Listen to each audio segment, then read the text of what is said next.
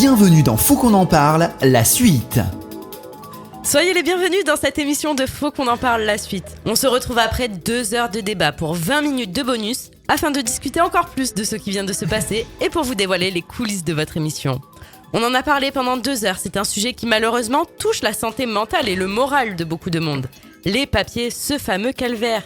Nos invités en plateau vous ont éclairé et donné plein de conseils sur comment mieux gérer cette paperasse française. Mais dans Faut qu'on en parle la suite, ne manquez pas les secrets de l'émission et tout ce qui n'a pas été dit. Bien évidemment, on ne change pas le duo. Je suis toujours en compagnie de Luc, mais aussi de tous nos invités. Alors on a conclu le débat avec le mot pour résumer l'émission. Et on commence Faut qu'on en parle la suite, avec un tour de table pour demander à nos invités le mot qui manque à cette émission. Un sujet qui n'a pas été abordé, pas approfondi. Alors quel serait le tien, Sabrina ? En tant que coach, c'est action. Actionnons-nous à trouver et à appliquer les solutions. Parce qu'on parlait que la phobie administrative réside en tout cas naît d'un déni, de la procrastination, d'un trauma qui fige, peu importe la cause initiale, mais en tout cas, le constat est le même. On met sous le tapis le problème. Et on a vu dans cette première partie que c'est un talent, que ça va faire appel au talent des autres et de s'actionner en étant accompagné, rééduqué, pas à pas, pour décomposer les tâches et réduire donc le problème au fur et à mesure, d'être accompagné, coaché. Pascal, le mot qui manque ? Qu'est-ce qui manquait à cette émission précédente que tu souhaiterais un petit peu plus approfondir ? Des choses qui n'ont pas été dites sur l'URSSAF, par exemple, que l'URSSAF n'est pas si méchant que ça. Oui, on l'a entendu pendant 2 heures. Maintenant, L'URSSAF, voilà, notre première mission, c'est de recouvrer, c'est de financer à la sécurité sociale. C'est quand même grâce à l'URSSAF c'est vrai qu'on n'a pas dit ça. La mission principale de l'URSSAF. La caisse primaire, les CARSAT peuvent verser leurs prestations. C'est notre première mission, c'est notre mission régalienne. Mais de plus en plus, on est là aussi pour aider le pouvoir d'achat quand il y a des crises sanitaires. Par exemple, lors du Covid, c'est l'URSSAF qui a distribué beaucoup d'aides aux travailleurs indépendants, qui a aussi donné des exonérations aux entreprises.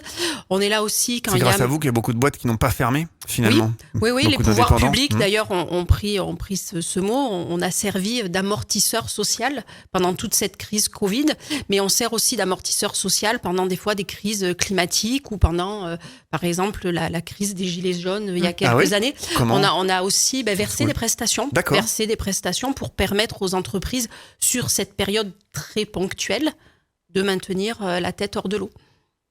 Laurent, un mot qu'on n'a pas abordé, un sujet peut-être ? Pas spécialement. Je pense qu'on a fait assez le tour à mon niveau. Hein. Il faut juste que les gens osent demander de l'aide et qu'ils fassent appel à il y a des spécialistes qui sont là, plus ou moins spécialistes, mais qui sont là pour aider les gens. Ça peut être juste le fait de passer le pas. Hein, de dire on y va, on se met en action. Oui, c'est pas une honte. Action, c'est vraiment ça. Oui, c'est pas une honte. C'est pas une honte. Il faut vraiment oser. On l'a dit dans l'émission, la communication, se faire aider, parler, voilà, interroger les humains. Vous avez bien compris que le principal handicap, c'est l'anxiété que ça engendre et la gestion de l'anxiété, la gestion des émotions que cette phobie administrative amène est très très bien traitée par les thérapies cognitives et comportementales et le coaching qui rééduque sur les comportements. On apprend. La preuve en est, Myriam nous l'a témoigné. On peut se réconcilier. Alors justement, Myriam, oui. Qu'est-ce que tu souhaiterais rajouter Rajouter pas grand-chose. Revenir sur ce que je disais tout à l'heure. Communiquer, quoi. Qu'on ait plus peur de vous. Ouais. Non, mais je trouve ça hyper important. Moi, TikTok, je l'ai noté. Alors ça, oui. On a donné un tuyau. L'URSSAF doit se lancer sur TikTok. Mais on a commencé, mais voilà, de façon, il faut qu'on continue. Mais ouais, non, mais vraiment. Et puis même des podcasts. Ouais, mais ça donne. C'est hyper important. Mais même si vous avez aujourd'hui des choses à communiquer, enfin, c'est pas méchant. Mais moi, je vais pas aller regarder les décrets, les lois qui sont votées, les machins. Non, il faut que ce soit simple. Mais on a eu beaucoup d'explications, que ce soit de la part de Sabrina, Benjamin, Pascal. Ça a été. Vous avez beaucoup vulgarisé des choses et c'était hyper compréhensif. Carrément, je suis d'accord. Mais communiquer, c'est mettre en commun. Donc, c'est des univers différents qui vont essayer de trouver Totalement. Voilà, une connexion. Totalement. Alors, TikTok, certes, mais ça, c'est que le support.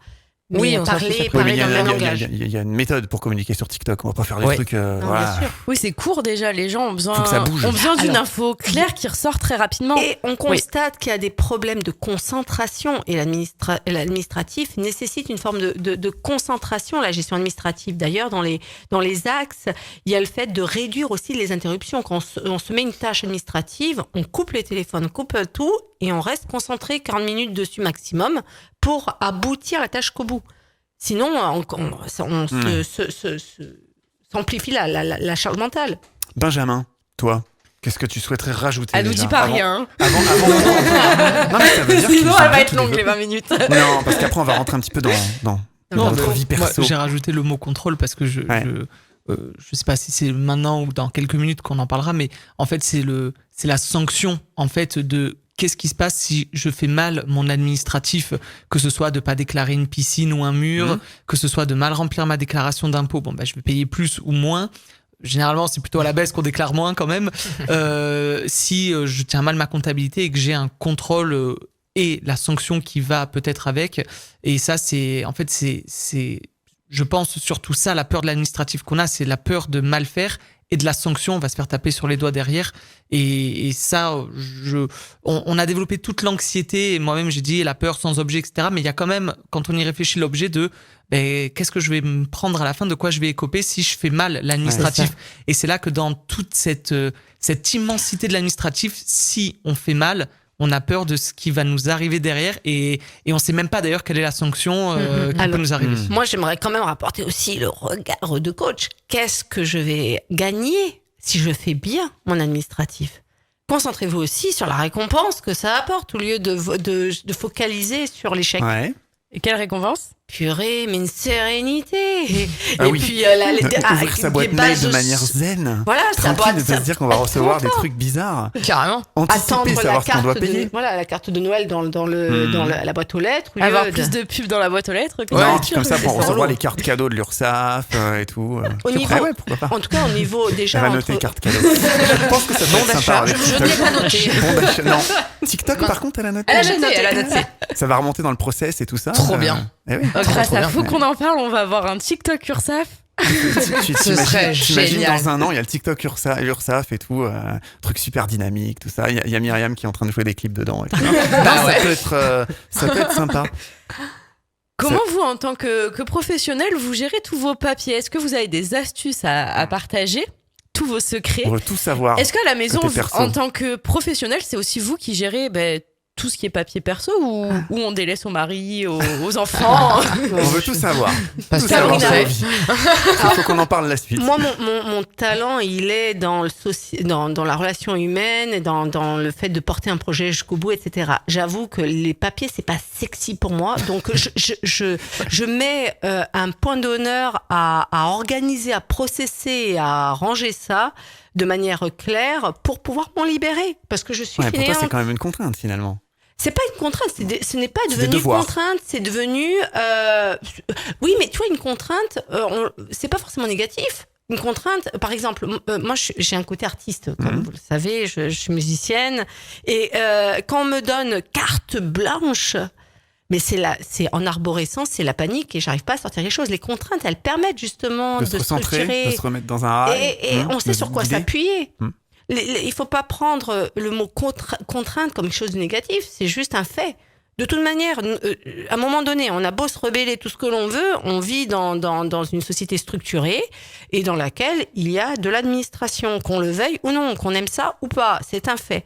Donc autant en faire un atout, en apprenant à l'apprivoiser, à le dompter, à le comprendre, pour pouvoir le processer, l'optimiser, l'automatiser, le déléguer aussi, savoir ce qu'on délègue. Donc ça, tu le délègues pas, tu le fais toi? Non, je délègue des trucs. Ah si. Attends, ma vie entrepreneuriale. Oui. Je crois que tu nous l'as dit tout à l'heure, un peu dans l'émission principale, il faut qu'on en parle. Toi, tu délègues ou on te guide? Ouais, c'est plus. On le fait pour toi? Non, c'est plus on me guide parce que faire pour moi, ça m'aiderait pas. Clairement. Ouais, okay. Là, j'ai besoin qu'on m'oriente et que plus qu'on fasse, parce que on fait la peur, elle reste pareille en fait. En soi, t'as peur parce que tu sais même pas la prochaine fois que tu reçois ça. Enfin, je ne souhaite ça à personne. Je touche du bois, tout de la poche, tout ça. Mon conjoint, on te coach, on te mais drive, mon conjoint demain pour X ou Y raison me quitte parce que je suis la pire femme du monde ou le pire accident. Je fais comment si je me retrouve seule? Je me retrouve dans la même panade. Ça fait un buzz sur TikTok de l'URSSAF. J'imagine les scènes pour mettre en scène l'URSSAF. Non, mais vraiment, il y a des trucs. Parce qu'on est dans l'esprit TikTok. Donc moi, je peux. Ne confondons pas délégation et désinvestissement. C'est ça. Attention. Parce que pour ma part, je comprends, je maîtrise, j'installe, je processe et ensuite, je fais appliquer. Et confiance n'exclut pas vigilance, je contrôle. Mais dans une bonne intelligence, pas pour embêter. On va voir du côté de Benjamin comment ça se passe. À titre perso, c'est carré, c'est... Alors, ça doit être très carré, un avocat. C'est sinon, très il y a un cliché, souci quand même. Ou alors, attends, détrompons-nous. Peut-être là, on est dans les coulisses. C'est vrai que c'est très clair. Comptabilité, ça va pas toujours bien ensemble. Pourtant, c'est bordélique. C'est très carré au bureau parce que j'ai un de mes deux... Non, j'ai un de mes associés qui prend beaucoup en main. Quand on parlait de la fracture numérique, moi aussi, je vois un petit attrait de la dématérialisation, c'est qu'on a besoin d'une attestation, on se connecte sur l'espace adéquat, on clique sur 2-3 boutons et on a l'attestation qui est générée automatiquement, donc c'est assez facile. Donc moi, c'est surtout mon associé qui s'en occupe, mais on est là en soutien. Et à la maison, ça dépend des papiers, de la compétence, du temps, de l'envie. Mais je pense que ce qui est important, c'est surtout de se responsabiliser, et de se dire, ce truc, c'est toi qui t'en occupes, ce truc, c'est moi qui m'en occupe. Et au moins, on sait, en fait, on sait, voilà, mais au moins, on sait qui s'occupe de quoi. Éventuellement, on se donne les codes d'accès pour l'EDF ou autre, et ça permet de, en fait, tu l'as fait, tu l'as pas fait, mais au moins, voilà, on sait à qui c'est de le faire et on répartit la charge. On essaye. Bon, je sais pas si tout le monde sera d'accord à la maison pour confirmer, mais moi, c'est mon point de vue. En tout cas, Pascal. L'administratif à la maison, j'en fais 90%.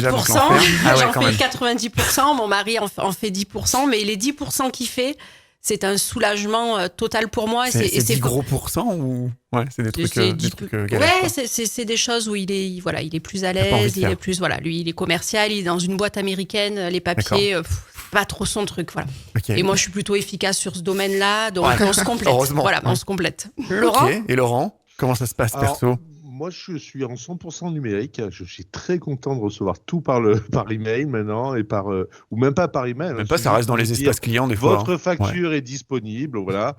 Donc ça, je suis très content. Je check les montants pour voir si ça correspond à ce que j'attendais. Ça, c'est systématique sur mon email. Quand je le reçois, je check. Ok, j'efface l'email, c'est bon, il n'y a plus de problème. Par contre, c'est vrai que dès que j'ai quelque chose à faire, je suis plutôt dans la procrastination moi aussi. J'ai tendance à repousser des choses toutes simples, des fois, ne serait-ce que faire une lettre d'arrêt pour une assurance que j'ai plus besoin. Il faut faire cette lettre, il faut l'envoyer par recommandé, il faut machin, il faut. Et voilà, j'ai un peu cette phobie administrative aussi, mais quand c'est fait par numérique, c'est plus facile pour moi. Donc donc je le fais plus facilement. Donc voilà. Et tout en numérique. Je gère tout sur mon espace et voilà. On a moins l'impression de faire des papiers. C'est ça. Allez. On va revenir tout de suite pour la partie ressenti auditeur.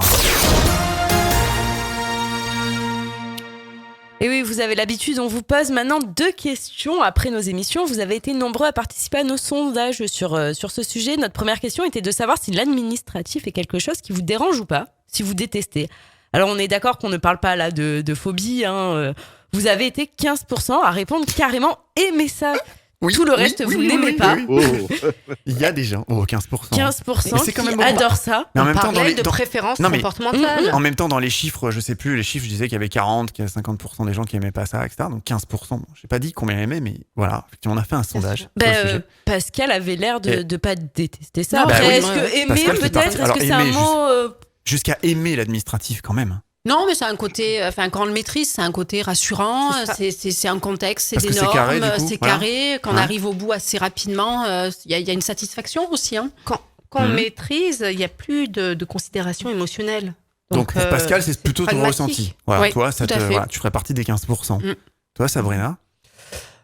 Moi, non, c'est pas sexy pas, les papiers, elle a dit. Je veux pas un truc. Alors, j'ai appris à, on va dire, désancrer toute connotation émotionnelle. Mais c'est pas évident parce qu'on peut avoir des moments de vie, en tout cas pour ma part, c'est du vécu, où il y a une fracture de vie pour x, y raison, et où, en effet, on peut être un peu plus vulnérable à du pragmatisme.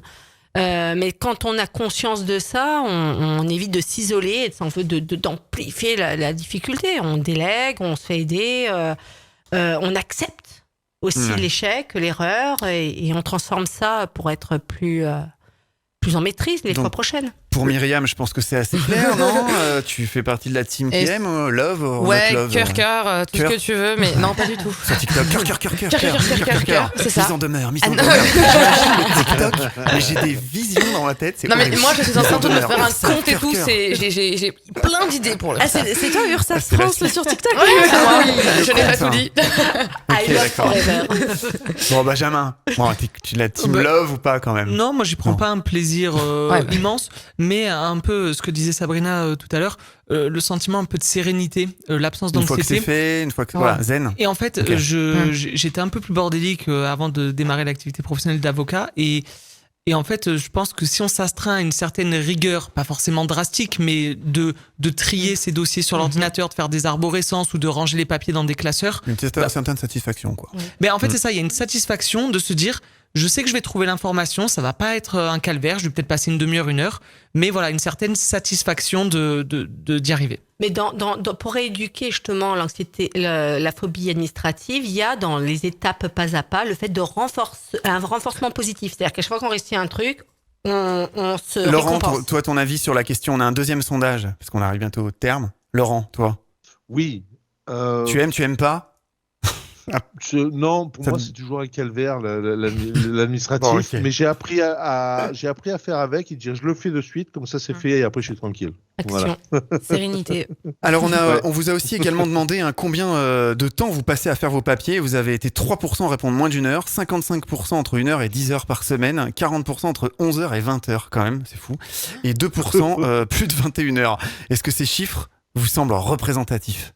Ah, ça dépend si on est un chef d'entreprise ou pas. Tu disais 20 heures tout à l'heure. Ouais, bon, avec Calliope, oui, clairement. Mais c'est OK parce que je comprends, j'accepte le sens et ce que ça m'apporte de positif. Parce qu'au lieu de se concentrer sur ce que ça peut apporter négatif, je vois en quoi c'est porteur de qualité, de résultats, de développement. Donc, c'est OK. Myriam, toi, tu fais partie des 2% qui passent 21 heures?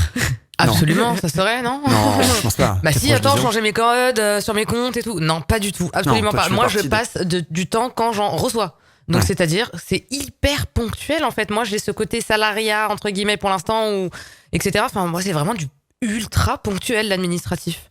Du coup, c'est subi, vu que c'est pas choisi. Rapidement, Benjamin, toi. Moi, je pense que non, c'est représentatif. Je pense que la majeure partie des gens, ils passent entre 1 heure et 10 heures. Parce qu'on fait pas... Ça dépend ce qu'on entend dans administratif, mais on fait pas... on n'y passe pas des heures et des heures, sauf profession qui le nécessite. Mais dans la sphère privée, je pense que c'est cohérent. Bon, Pascal, elle a plus de 21 heures. Hyper efficace, une petite heure par semaine. Pascal est hors jeu.